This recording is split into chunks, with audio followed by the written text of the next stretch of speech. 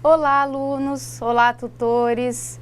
Bem-vindos à nossa disciplina de Matemática Financeira aqui do nosso curso de Técnico em Finanças, né?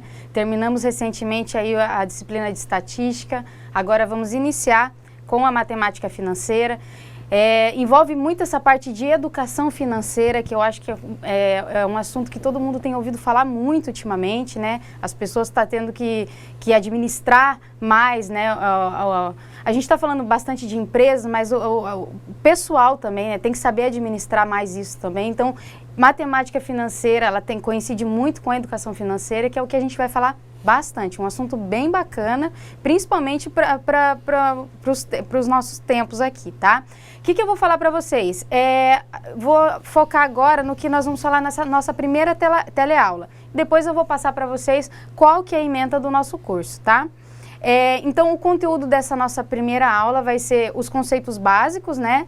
As terminologias, o valor do dinheiro no tempo e a matemática financeira, fluxo de caixa, razão e regra de 3 simples e porcentagem, tá? Tem alguns assuntos que a gente já viu na disciplina de estatística, né? Mas a gente vai dar uma breve revisada nessa aula para a gente dar a continuidade aí com a nossa disciplina.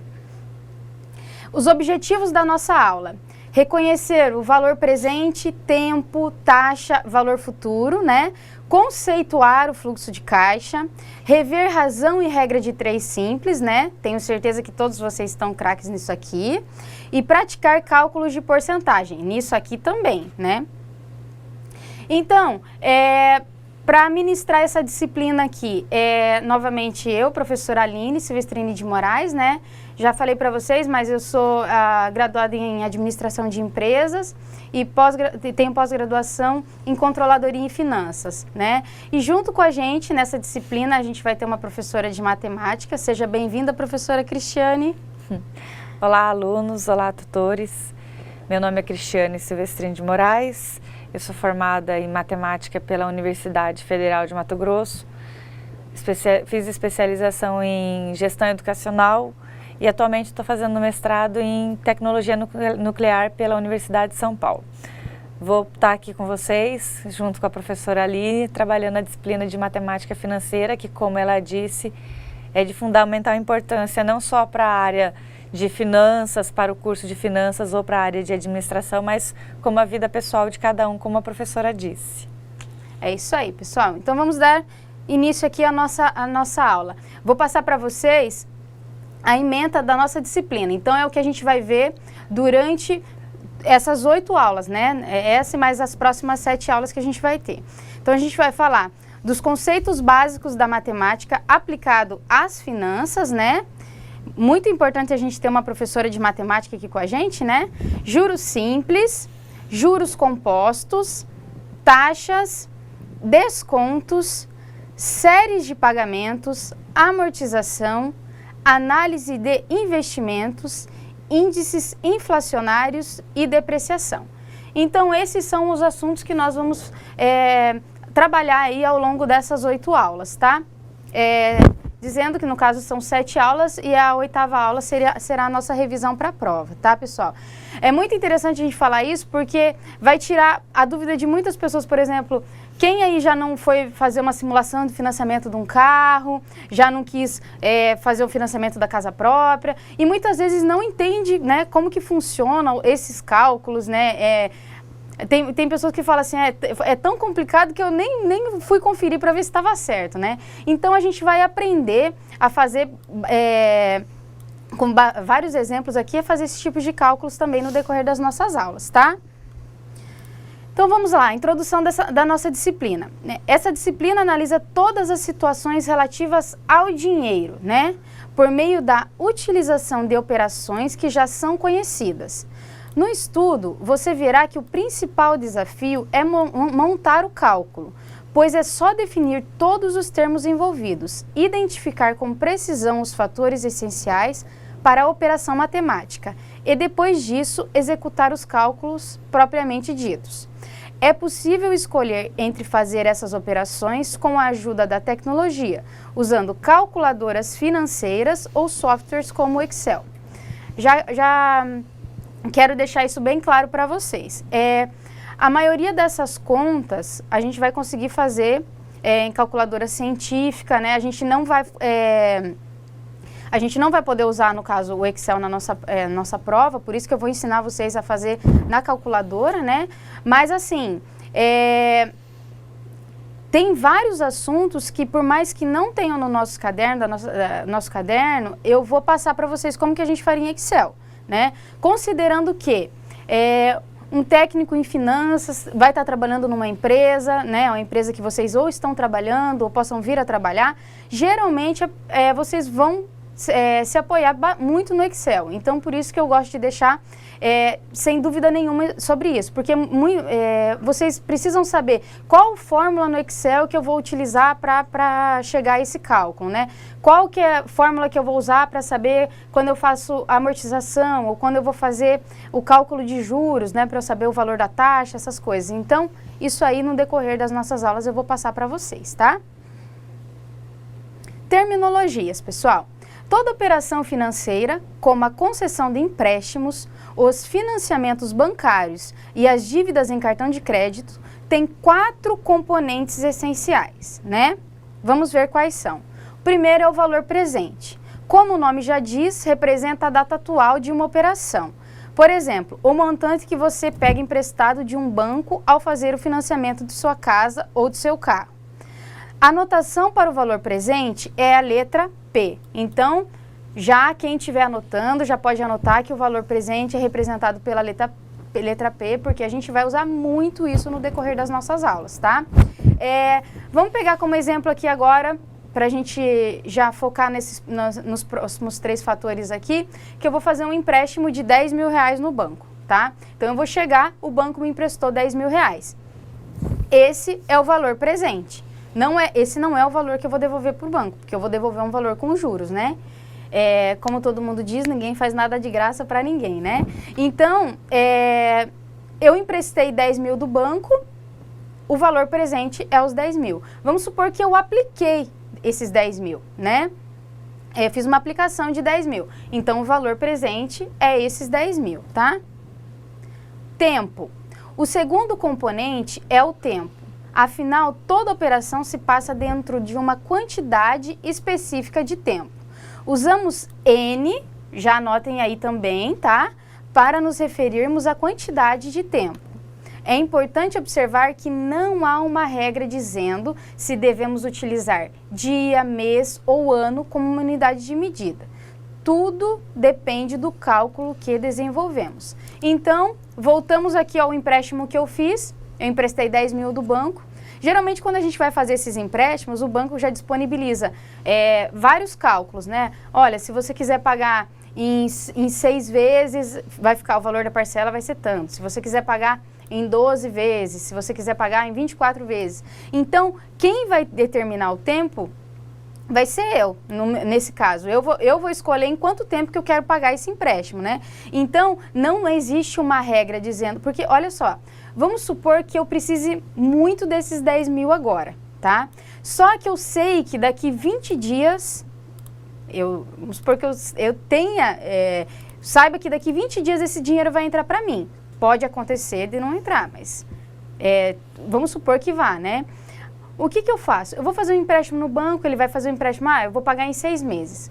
Vamos supor que eu recebi esse dinheiro daqui 20 dias e eu quero ir lá no banco e já quitar essa dívida. Os juros vai incidir sobre quanto? Sobre os 6 meses? Não, ele vai incidir sobre 20 dias, que foi eu fiquei com o dinheiro do banco. Então, não existe uma regra, né? A gente que vai determinar qual que vai ser o tempo aí no caso desse empréstimo. Terceiro fator, pessoal, a taxa de juros, né? A taxa de juros mantém relação direta com o tempo, né? Uma vez que esta pode ser aplicada por mês, por dia, por ano ou qualquer outro prazo estabelecido. A taxa de juros é representada por I. Anotem aí também. Então, nós temos o valor presente, que é o P, né? O N, que é o tempo, e o I, que é a taxa de juros, né? Pode ser expressa em porcentagem ou em números decimais. Geralmente, a taxa de juros ela é representada por porcentagem, tá, pessoal? O que a gente vai fazer? No decorrer das aulas, vocês vão ver que para fazer os cálculos nas fórmulas, a gente vai pegar o percentual e vai transformar em número decimal para o resultado ficar correto, tá? E o nosso quarto componente, que é o valor futuro. Chamamos de valor futuro o resultado da ação dos juros sobre o valor presente. Sua anotação é Fn, tá? Esse N é o mesmo N da quantidade de tempo. Então, se o tempo aqui foi 12 meses, ele vai colocar F e embaixo 12, porque é referente a 12 meses. Isso aí a gente vai deixar bem claro no decorrer das nossas aulas. Então, vamos voltar aqui ao empréstimo de 10 mil que eu fiz. Eu fiz um empréstimo de 10 mil, que é o meu valor presente, né? Vamos colocar que eu fiz um empréstimo para pagar em 12 parcelas, no caso, né? Em um ano. Aí vai ficar definida qual é a taxa de juros e quando eu terminar de pagar esse empréstimo, que vai ser o meu valor presente mais o que eu paguei de juros, nós vamos ter aí o valor futuro. O valor futuro vai ser o montante total que, no caso, eu vou pagar para o banco. Eu estou falando que eu fiz um empréstimo, né? Mas no caso, eu também dei um exemplo da aplicação. Eu posso fazer uma aplicação de 10 mil por um ano, vai incidir os juros e eu vou receber mais do que isso. Então, o montante vai ser o valor futuro, vai ser o que eu recebi, né? O valor do dinheiro no tempo e a matemática financeira. Então, pessoal, por que os juros existem, né? Pode-se dizer, por exemplo, que os juros correspondem ao prêmio pelo risco de o dono não ter o dinheiro de volta, caso a dívida não seja paga, né? Na verdade, todo mundo que empresta dinheiro para alguém corre esse risco, né? O segundo aqui diz, que é o que eu acho que é o mais correto de se dizer, que é o prêmio pelo tempo em que o dono do dinheiro, o credor, não pode usá-lo, uma vez que esse está emprestado. Então, vamos supor que eu vou emprestar 10 mil aqui para a professora Cristiane. Se eu emprestei esses 10 mil para ela, eu não vou poder usar esses 10 mil. Então, os juros que ela vai me pagar vai ser como se ela estivesse me remunerando por eu não estar podendo usar esse dinheiro, entendeu? Então, eu acho que é um conceito assim mais correto de se dizer, né? Ou até mesmo para a recomposição do valor da inflação, tá? Vamos a um problema aqui. Eu falei que eu ia emprestar dinheiro para a professora Cristiane, mas vamos a um problema como se ela fosse me emprestar um dinheiro aqui. Então, vamos supor que eu fui numa loja e eu me apaixonei por um sapato, né? As mulheres sabem bem o que é isso. E esse sapato custa R$200 à vista. Porém, eu só vou ter esse dinheiro daqui 3 meses, né? E a professora Cristiane se prontificou a me emprestar o valor com a condição que lhe seja pagos os juros do período a uma taxa de 3% ao mês. Então, o que aconteceu? Ela se prontificou a me emprestar, só que ela pediu, né, no caso, que eu remunere ela por esse tempo que o dinheiro vai estar comigo, né? Eu espero que ninguém faça isso, tá? Emprestar dinheiro a juros para comprar sapato. Mas é um exemplo aqui que a gente vai dar, que tá até no nosso caderno de atividades isso, né? Que valor eu terei que devolver para a professora Cristiane daqui 3 meses, né? Então, eu emprestei R$200 dela hoje, né? Vou pagar esse valor daqui 3 meses a 3% de juros ao mês, né? A gente vai começar fazer uma breve introdução aqui a juros simples e a nossa segunda aula a gente vai falar basicamente de juros simples, tá? Vamos considerar aqui que a professora Cristiane vai me emprestar esse valor a juros simples, porque também querer cobrar juros compostos é sacanagem, né? Então, vamos lá. O valor presente é o R$200 que a gente tem aqui, a taxa de juros 3% ao mês e o tempo 3 meses. Vocês viram que a gente pegou aquele problema e a gente já colocou aqui, pegou todas as características do problema para a gente conseguir montar o cálculo, tá? Qual que é o valor futuro? O valor futuro é o valor que eu vou devolver para ela, tá? Então, aqui, colocando isso, caracterizando isso aqui, o nosso valor presente, que é definido por P, R$200, o I, que é a nossa taxa, 3% ao mês, o N, 3 meses. E aqui é o nosso FN, que no caso vai ser F de 3, porque é 3 meses, tá? Notem aqui, ó, 3% ao mês. Geralmente vem abreviado, tá? Isso, a gente vai ver aqui também nos próximos slides. Fórmula dos juros, pessoal. Juros é igual P vezes I vezes N, né? Então, juros vai ser igual ao nosso P, que é 200, vezes o nosso I, 3%, vezes o nosso N, que é 3. Lembra que eu falei para vocês que a taxa de juros ela vem em percentual e a gente transforma ela em número decimal para a gente poder colocar nas nossas fórmulas, tá? Então, 3%, nós vimos isso, nós vamos ver aqui novamente, nada mais é do que 3 divididos por 100, né? Então, 3 divididos por 100 é igual a 0,03, tá? Quando nós fazemos essa conta, 200 vezes 0,03 vezes 3, a gente chega aqui a 18, tá? R$18 no caso. Agora que já sabemos os juros a pagar, basta somar ao valor que foi tomado emprestado. Então, eu emprestei da professora Cristiane R$200. Eu coloquei aqui, a gente encontrou aqui que esse valor a 3% ao mês durante 3 meses vai dar um juros de R$18. Quanto que eu vou devolver para ela? R$218. Então, isso aqui é juros simples, tá, pessoal? Dinheiro no tempo. A matemática financeira está diretamente ligada ao valor do dinheiro no tempo, tá? É muito importante focarem nisso. Por sua vez, está interligado à existência da taxa de juros. Se tenho R$200 hoje, aplicados a uma taxa de 3% ao mês, e se ao final desse período receber mais R$200, quanto terei daqui 3 meses? Então, eu já sei que R$200 rendendo 3% ao mês durante 3 meses vai dar R$18, porque a gente acabou de fazer essa conta, né? Então, se eu tenho R$200 hoje, aplicados a uma taxa de 3% ao mês, daqui 3 meses eu vou ter 218, certo?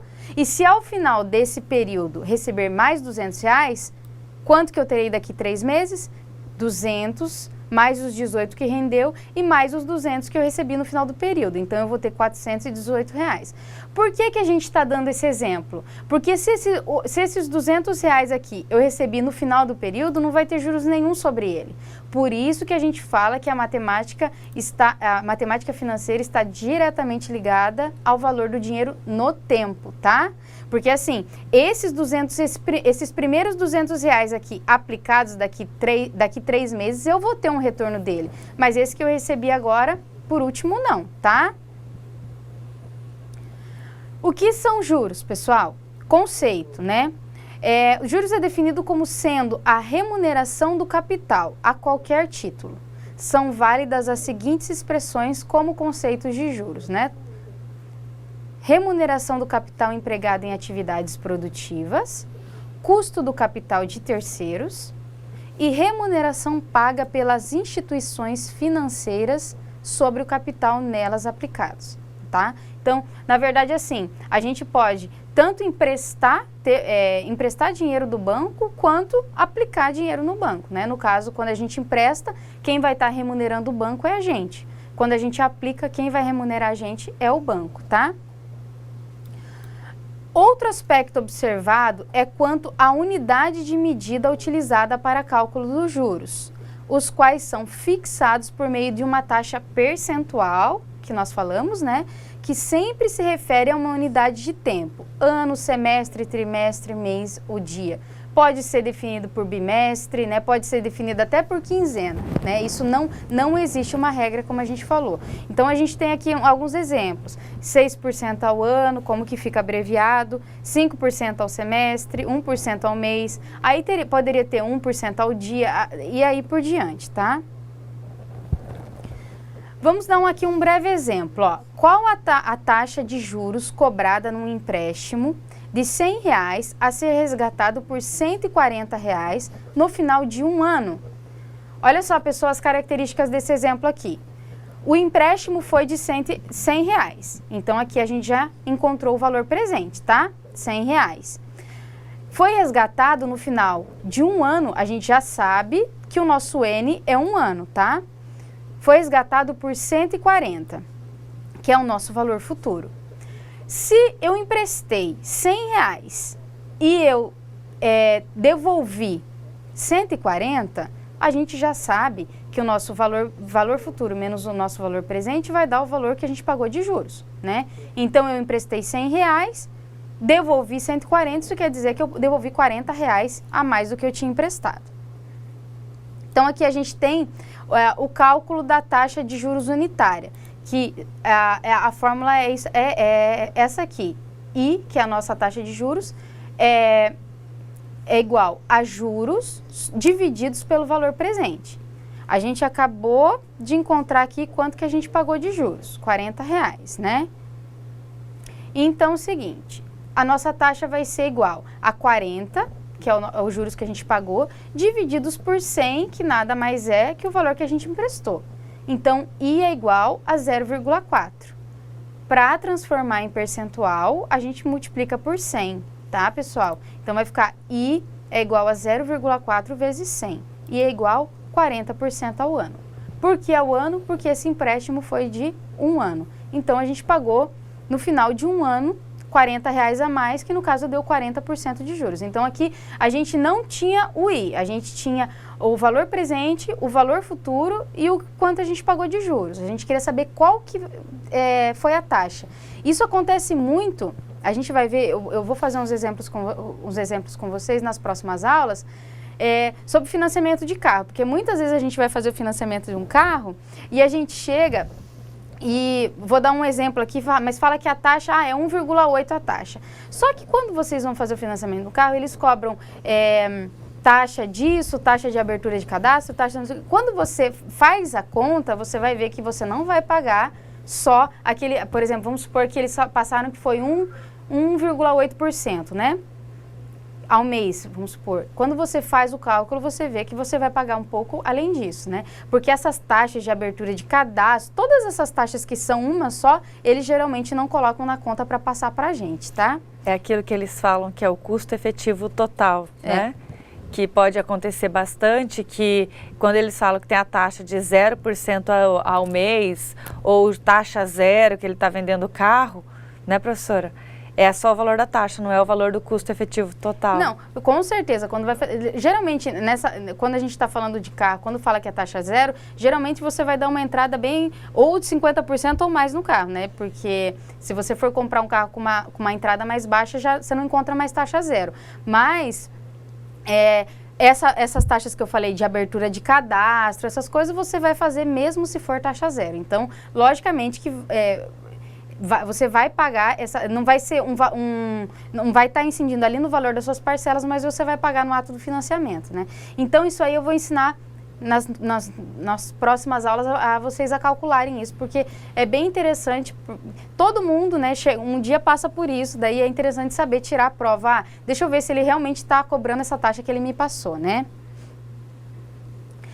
Pessoal, um assunto muito, muito importante para a matemática financeira, para a educação financeira, para a administração de alguma empresa que vocês estiverem trabalhando e para a administração da vida pessoal de vocês. Fluxo de caixa, tá? É muito importante que vocês saibam isso, tá? Denomina-se fluxo de caixa o conjunto de entradas e saídas de dinheiro, né, ao longo do tempo. Podemos ter fluxos de caixa de empresas, de investimentos, de projetos, de operações financeiras, etc. A elaboração do fluxo de caixa é indispensável na análise de rentabilidade e custos de operações financeiras e no estudo da viabilidade econômica de projetos e investimentos. Então, olha quanta coisa que está interligada aí para a gente falar sobre o fluxo de caixa, né? Muitas vezes, a gente pode estar, já presenciei algumas empresas que não estava conseguindo enxergar onde que estava indo o dinheiro, né? A gente sabe que a gente tem uma margem boa de vendas, então por que não está sobrando dinheiro em caixa? O que está acontecendo? Quando a gente faz o fluxo de caixa, a gente consegue enxergar assim, o coração, o financeiro ali é o coração, tudo que está acontecendo. Ó, você está gastando a mais aqui, você pode enxugar essa conta, então a gente consegue ter uma noção maior disso. Por que eu falo que serve para a gente também? Porque tem muitas pessoas que falam assim, eu recebo o meu salário e eu não sei onde é que está indo o meu dinheiro, né? Quando a gente começa a planilhar isso, colocar isso no papel, a gente começa a ver, muitas vezes, até as saídas, né? Vamos jantar fora, vamos almoçar fora, né, professora? Quando a gente começa a colocar no papel, nossa, mas eu gastei tudo isso almoçando fora, e é coisas que a gente às vezes pensa assim, eu gastei R$20 hoje, gastei R$30 amanhã, então são coisas assim que a gente às vezes não dá muita importância, e a hora que, se a gente começa a anotar isso e chega ao final do mês, que a gente vê, nossa, gastei R$500 com isso, a gente começa, opa, peraí, vou ter que enxugar essa conta. Então, essa parte do fluxo de caixa, ela vale tanto dentro das empresas, é muito importante que vocês saibam colocar isso dentro das empresas, né? Mas, por isso que eu falo da própria educação financeira, porque quem quiser e quem adotar isso para o pessoal, eu tenho certeza que vocês vão ver, vão sofrer, vai ver variações muito positivas aí no lado financeiro de vocês, tá? Então, como que a gente representa o fluxo de caixa, né? A representação do fluxo de caixa é feita por meio de tabelas e quadros ou esquematicamente. Então, esse aqui são as nossas saídas, né? Esses que estão aqui para baixo, e as setas que estão aqui para cima são as nossas entradas. Fluxo de caixa saudável nada mais é do que a gente ter menos saídas do que entradas, né? Que vai chegar no final e a gente vai ver uma sobra de caixa, né? Eu vou mostrar para vocês, nas próximas aulas também, um exemplo de um fluxo de caixa não muito elaborado, porque senão vai demorar muito, mas como se a gente estivesse fazendo um fluxo de caixa aqui nosso mesmo, do que a gente gasta com água, energia, aluguel, para a gente só mostrar para vocês como que é interessante a gente ver, muitas vezes até a projeção de um ano, né, do que a gente está gastando. Muitas pessoas fazem muitas contas que são mensais, né? Eu não gosto muito disso, a não ser que a gente não tenha para onde correr mesmo. Mas, por exemplo, quando a gente compra uma roupa, a gente comprou, pagou, acabou, né? Agora, quando a gente faz uma conta mensal, alguma prestação, não, vai ser sempre ali. Então, é aquela conta que você coloca de janeiro a dezembro no teu fluxo de caixa, né? Então, a gente tem que evitar ao máximo ter essas contas, a não ser que seja aquelas essenciais mesmo que eu falei para vocês, que é aluguel, muitas vezes telefone, né? A água, a energia, né? Hoje em dia, a gente não consegue mais trabalhar sem internet, então a gente não tem como correr disso também, né? Mas essas contas que são essenciais mesmo, tá? Agora vamos começar a rever um pouquinho, pessoal, essa parte matemática, assim, que a gente até falou bastante disso nas aulas de estatística, tá? Vamos começar a falar aqui sobre razão. Vai ser nós vamos falar brevemente sobre cada um deles, tá?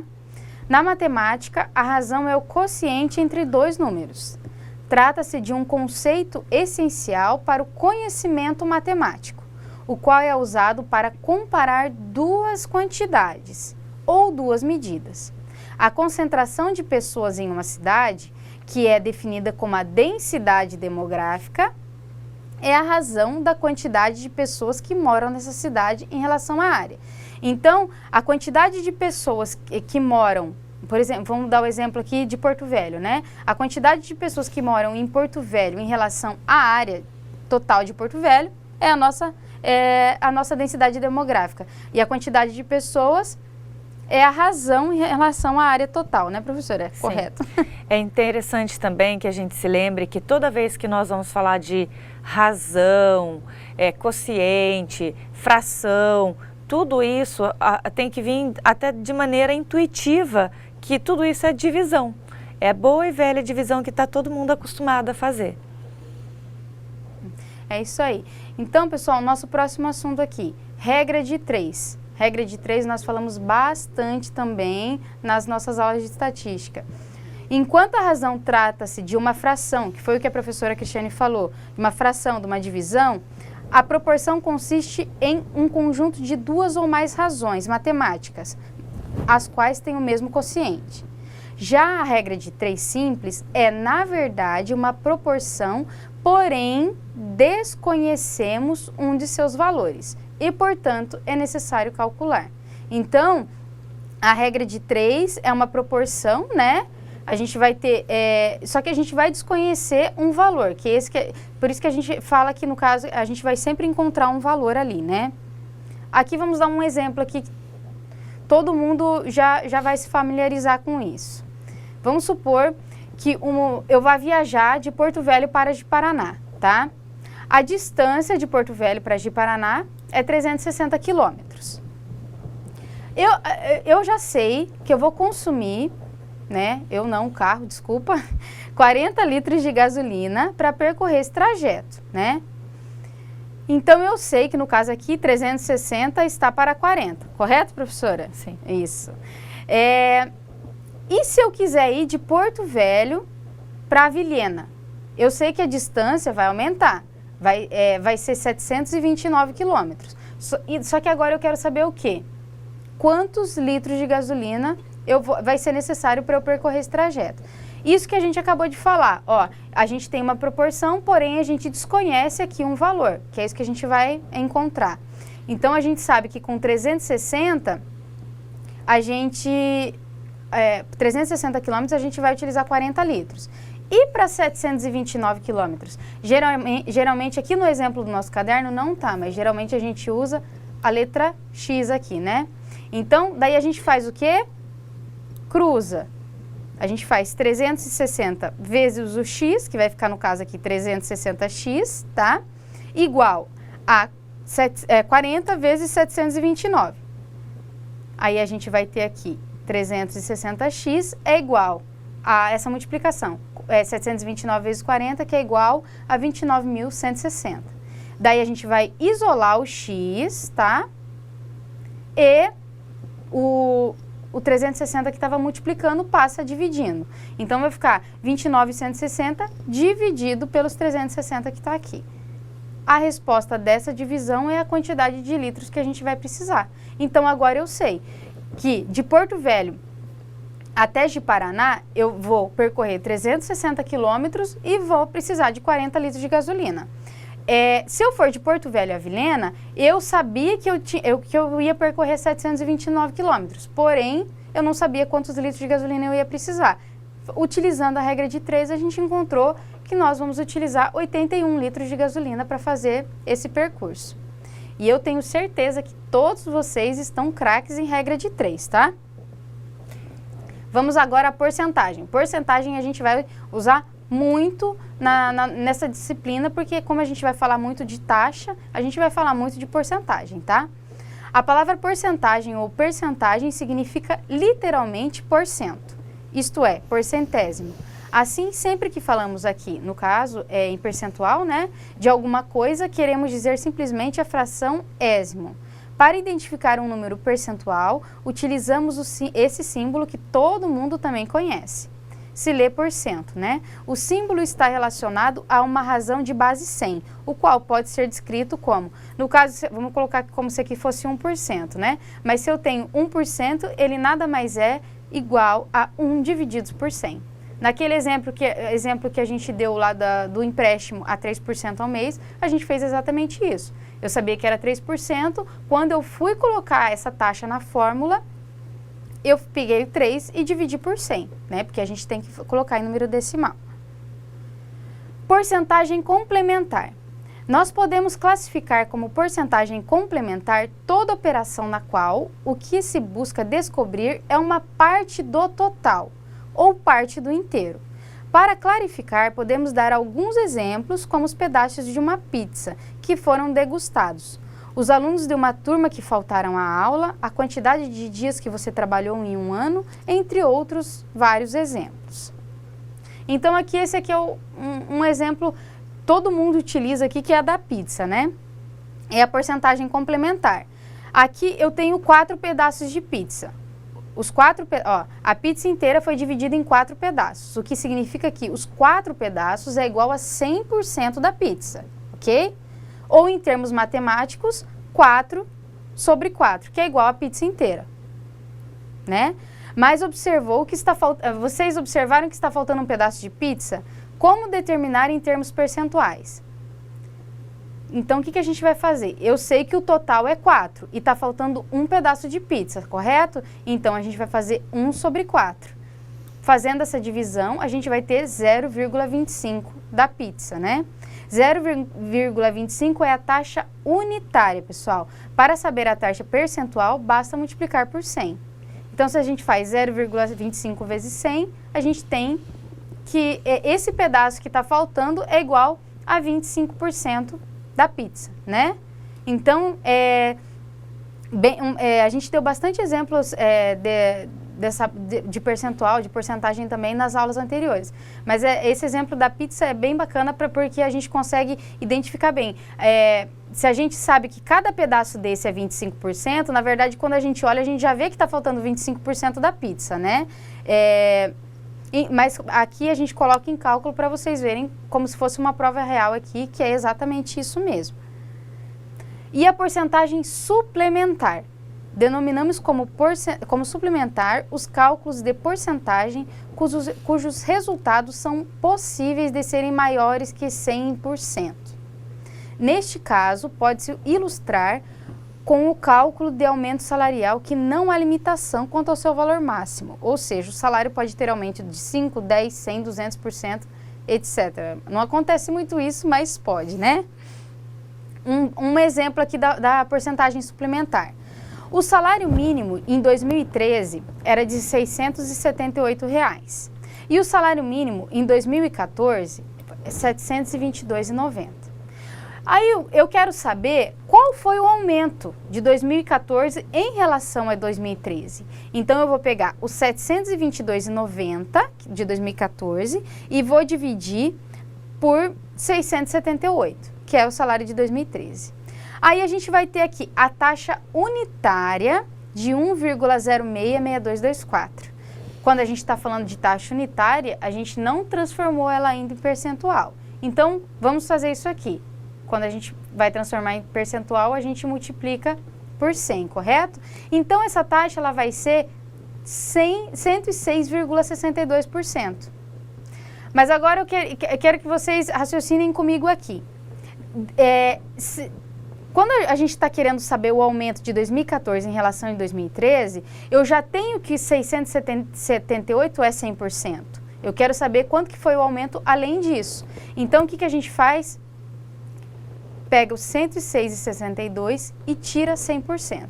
Então, o aumento do salário mínimo de 2014 em relação ao de 2013 é de 6,62%, tá? A gente usa muito isso dentro de administração de empresas, tá, pessoal? Principalmente a gente está lá falando da área de finanças. Vou dar um exemplo para vocês agora. Vamos supor que a gente está trabalhando numa empresa que faturou 1 milhão mês passado, tá? E deu um aumento muito grande esse mês e a empresa faturou 2 milhões. Logicamente que essa conta a gente sabe fazer de cabeça, mas é porque eu estou dando um exemplo assim para ficar mais fácil para a gente. Mas vamos supor que, geralmente, quando a gente está falando de faturamento, a gente está falando de vários números, né? Nunca é redondo assim. Mas se faturou 100 milhões, 1 milhão mês passado e 2 milhões esse mês, eu vou dividir 2 milhões por 1 milhão e eu vou encontrar 2, né? Quando eu faço isso vezes 100%, vezes 100, que é para eu encontrar o percentual, eu vou encontrar 200%. O que eu vou fazer? Eu vou tirar 100% daquele mês anterior. Vai sobrar 100%, que foi o nosso aumento do faturamento do mês passado para esse mês. Que a gente sabe, se faturou 1 milhão mês passado e faturou 2 milhões esse mês, eu já sei que o aumento do faturamento foi de 100% de um mês para o outro, tá? Isso a gente define como porcentagem suplementar. E eu falo que usa muito porque quanto que a gente fala muito também com base em faturamento. Qual foi o aumento do faturamento em relação ao mês passado, né? Ou muitas vezes qual foi a redução. Então tudo isso a gente faz em termos percentuais, tá? Vamos dar aqui um exemplo de porcentagem. Um aluno acertou 27 de 36 questões de uma prova. Temos que a razão entre o número de questões acertadas e o número total de questões ele acertou 27 de um total de 36. O que a gente faz? Faz a divisão. Quando a gente divide 27 por 36, a gente vai encontrar 0,75. Para sabermos em percentual, basta multiplicarmos por 100. Assim teremos 75%. Então, se ele acertou 27 de 36, ele acertou 75% da prova, tá? outro exemplo aqui. Em setembro de 1994, logo após o início do Plano Real, o salário era de R$ 70. Olha só, pessoal, R$ 70 o salário. Para 2014, ou seja, quando a atual moeda brasileira completa 20 anos de existência, a presidente da República sancionou o salário mínimo de R$ 720. Qual foi a porcentagem de aumento salarial nesses 20 anos? Então, a gente está fazendo um comparativo de 94 para 2014, de 20 anos, tá? Saiu de R$ 70 para R$ 720. Então, vamos fazer o cálculo aqui. Era 770 e agora é 720, né? Então, a gente vai fazer 720 divididos por 70. A gente vai encontrar aqui 10,2857. O que a gente tem que fazer para transformar isso em percentual? Multiplicar por 100. Aí aqui a gente encontrou 1.028,57%. Só que desses, 100% já era o de 1994. Então, a gente vai tirar 100% daqui. Então, a gente vai pegar 1.028,57 menos 100%. E o resultado vai ser 928,57%. Então, a gente vê agora que o aumento do salário de 1994 para 2014 foi de 928,57%. É muito? É muito. Porém, em 1994 a gente fazia muita coisa com R$ 70 e hoje a gente não faz quase nada. Então, a gente não foi só o salário que aumentou, foi tudo, né? Então, pessoal, assim, nessa primeira aula, a gente quis dar uma introdução mesmo desses cálculos que a gente vai utilizar nas próximas aulas, tá? Na nossa próxima aula, a gente vai falar muito, praticamente só sobre juros simples e juros compostos, tá? Então, vai ser muito focado em cálculo. Então, a gente quis dar uma breve introdução nesses cálculos que a gente vai utilizar. Não se assustem, por quê? Como a gente viu também em estatística, quando a gente pega as características do problema, igual eu mostrei para vocês ali, daquele problema que a professora emprestou, então eu já sabia que o valor presente era tanto, o valor futuro, se eu tenho ou não tenho essa variável, e a taxa é tanto e o tempo é tanto, eu sabendo tirar as características do problema, a fórmula vai estar prontinha para a gente resolver, tá? Então, muitas vezes é o quê? Olhar o problema, saber identificar as características, tá? Para não colocar, porque se a gente coloca um número na fórmula numa ordem errada, já a gente não vai conseguir chegar no resultado certo, né? Então, assim, o que é, quando a gente fala muito de matemática, né, professora? A gente saber identificar as variáveis corretas para aplicar na fórmula, né? E não pensar que tem cara feia, né? Não é porque a conta é grande ou tem muitas informações que o problema vai ser difícil. Às vezes ele é extremamente simples e as pessoas se assustam só porque ele tem muita informação.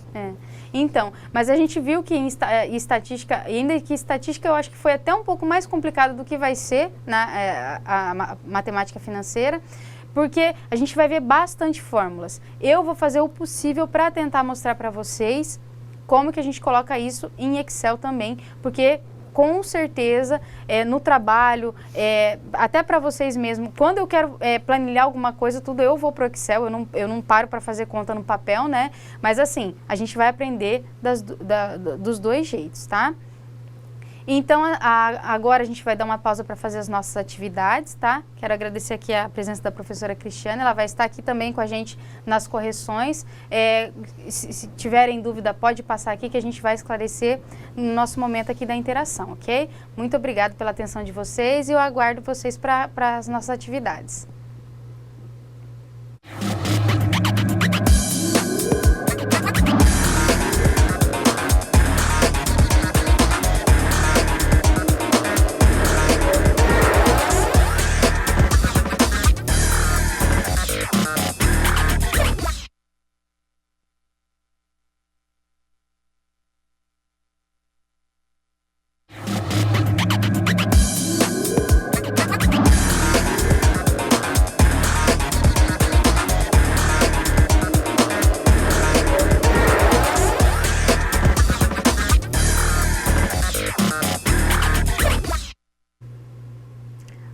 alunos, tutores, estamos de volta para a correção das nossas atividades.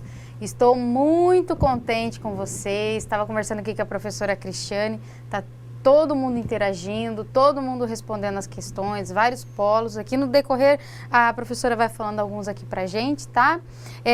Vamos começar aqui com a correção da nossa primeira questão.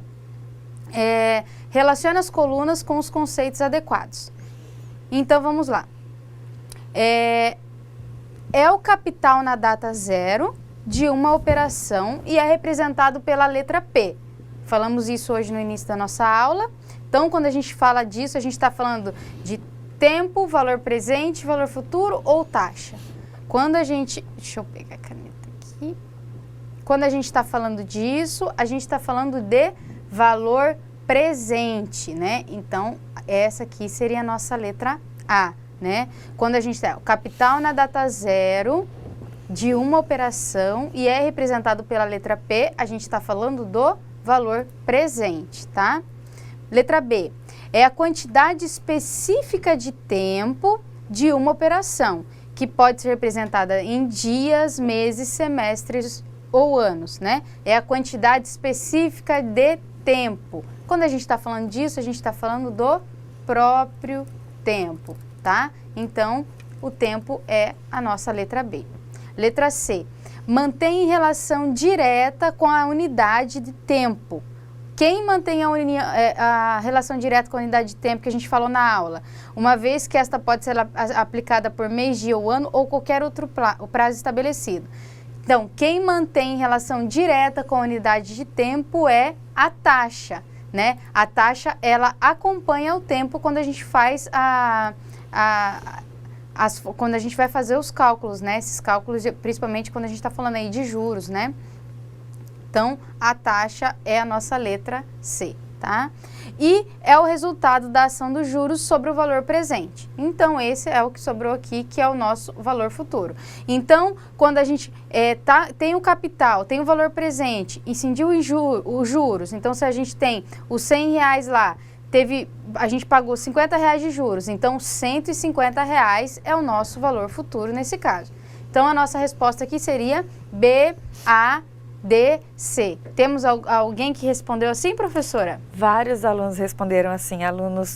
O Adelson de Espigão do Oeste, os alunos de Plácido de Castro, no Acre, os alunos de Cacoal, o Gesiel de Jaru, a Ana Lúcia, Joel e Vadiane de Alta Floresta do Oeste, todos eles acertaram as questões. Maravilha, pessoal.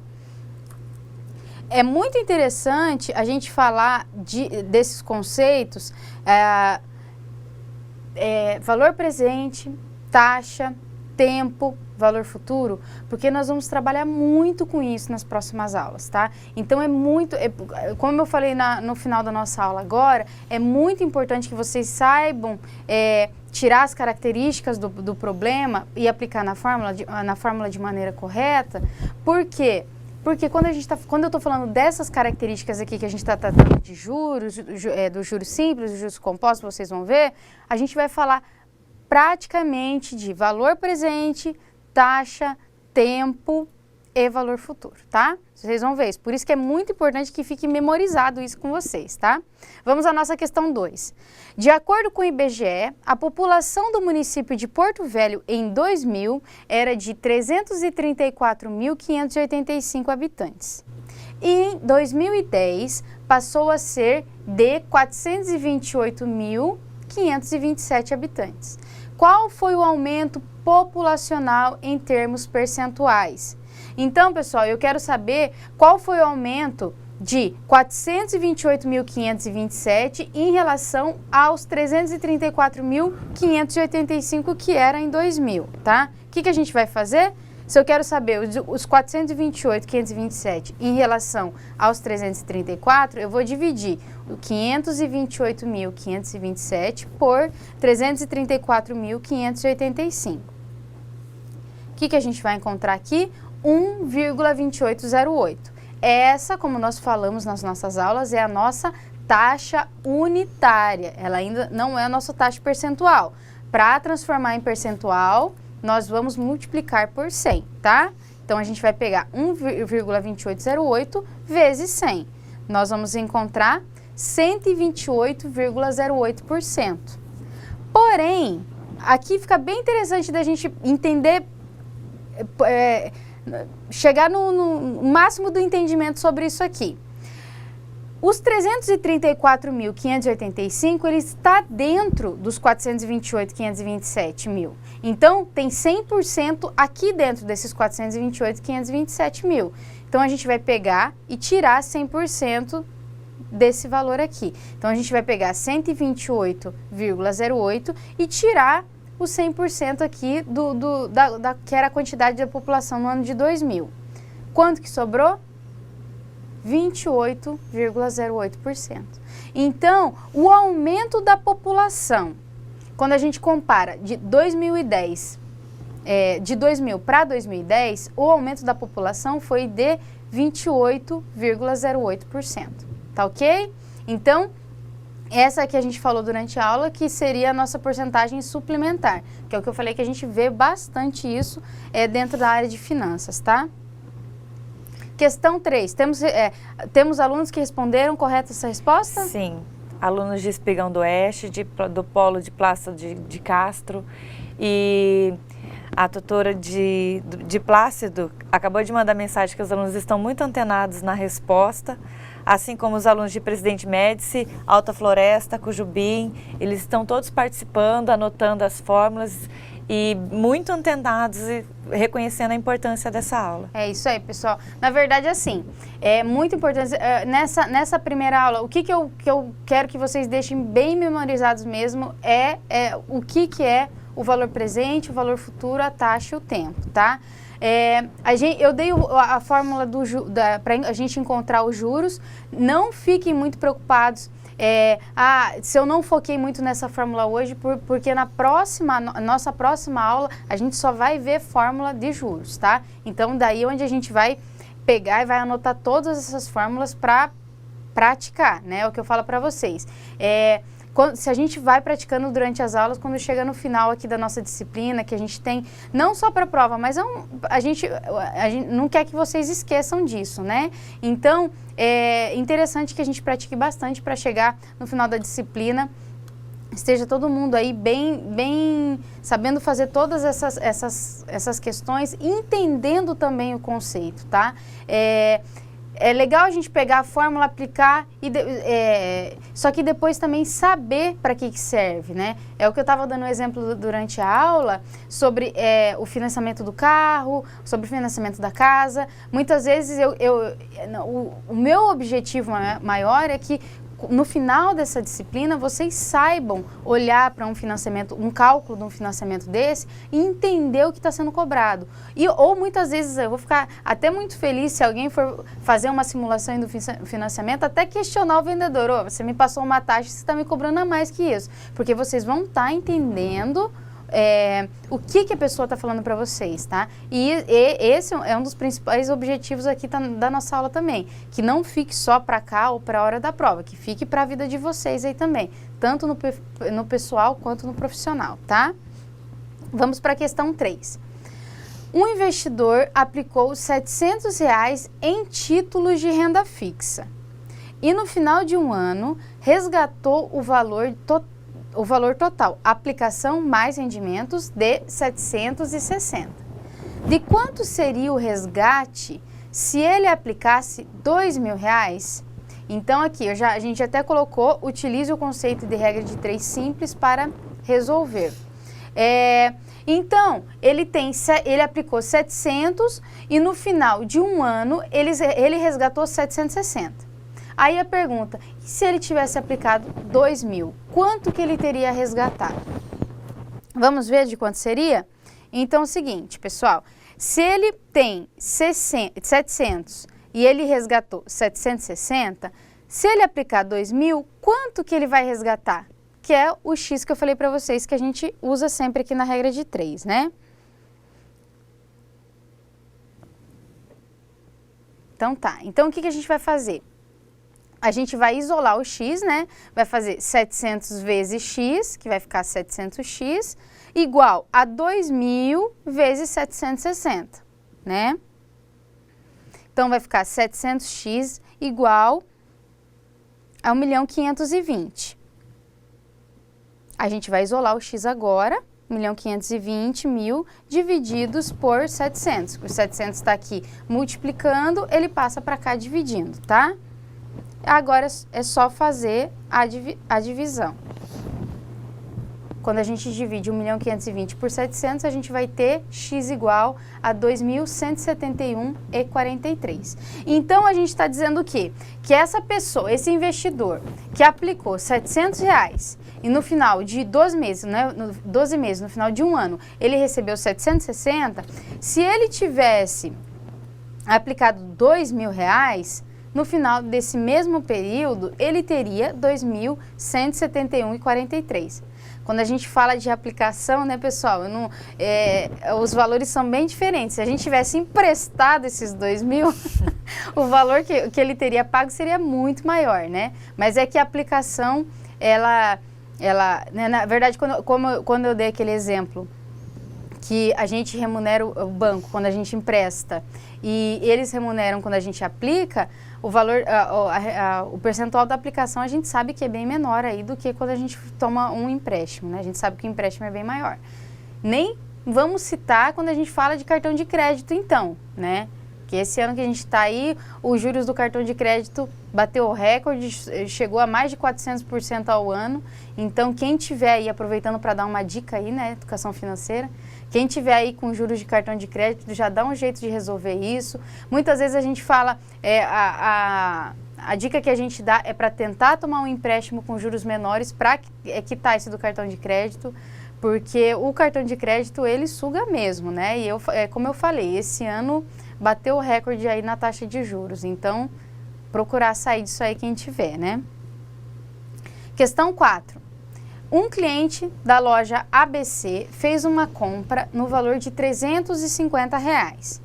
No final da compra, o vendedor informou que a loja está oferecendo descontos de 7% para pagamentos à vista. Ajude o cliente a calcular o valor do desconto. Esse é o tipo de questão também que quem acompanhou a nossa disciplina de estatística, né? Vocês que acompanharam, a gente fez bastante exemplos em cima disso também. Da gente pegar o valor, o percentual e encontrar o desconto da compra, tá? Vamos ver como que fica essa resposta. Então, o valor é 350 e o desconto é de 7%. Então, a gente vai multiplicar 350. Quem faz isso na calculadora pode muito bem fazer 350 vezes 7%. A gente que está fazendo aqui, a gente vai transformar o 7% em número decimal, que nada mais é, como eu falei para vocês, que dividir o 7 por 100, que a gente vai encontrar 0,07. Quando a gente faz essa multiplicação, a gente já acha o valor do desconto, né? Então, 350 vezes 0,07 é igual a 24,50. Se a gente... aqui eu coloquei mais completo para vocês, mas aqui ajude o cliente a calcular o valor do desconto. Aqui a gente já encontrou o valor do desconto. O valor do desconto que ele teria é de R$24,50, tá? Quem respondeu isso está certo. Mas eu coloquei aqui, então quanto que ele pagaria pela compra se ele pegasse esse desconto? Então ele vai pagar 350 menos os 24,50 que ele teve de desconto. Então, ele vai pagar 325,50. Tivemos respostas?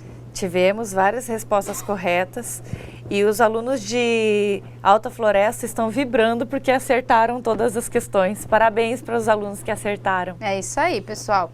E eu espero que nas próximas aulas a gente continue assim também. Questão 5. Essa aqui eu já conversei com a professora aqui, já vi que teve várias respostas. Quem quiser responder com as próprias palavras, com a opinião de vocês também, pode responder aqui para a gente ir conversando e debatendo, tá? O que é e para que serve o fluxo de caixa? Temos alguma resposta? Sim.